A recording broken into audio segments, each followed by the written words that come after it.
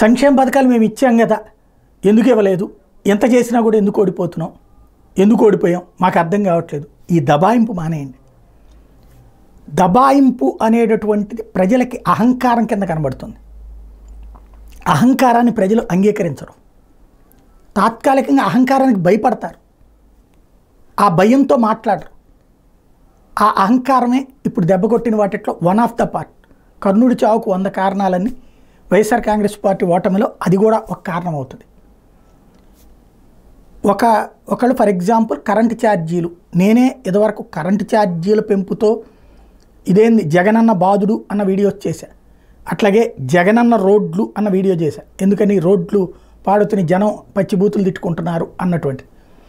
అట్లాగే ధరల పెరుగు పెట్రోల్ అన్నటువంటి జనాలకి మండిపోతుంది అన్నటువంటిది నేనే వీడియోలు చేశా. ఇవన్నీ కూడా చేసాం. కాకపోతే అది తీసుకున్నారు కదా సార్ డబ్బులు అందులో అంటే, డబ్బులు నువ్వు ఇచ్చేదాన్ని వాటి కోసం కాదు కదా, ఇది మిగలాలా అది మిగలట్లేదు అన్నటువంటి పాయింట్ దగ్గరగా దెబ్బ కొట్టింది. ఇప్పటికి కూడా మేము అన్ని ఇచ్చాం, ఎందుకే లేదంటే 1,45,00,000 కుటుంబాలకి మనం ఇచ్చాం, మనమే చెప్తున్నాం కదా.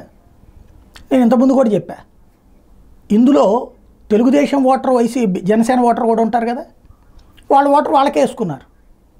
ఇంతకంటే ఎక్కువ వస్తాయని కూడా నమ్మారు. నెంబర్ 1.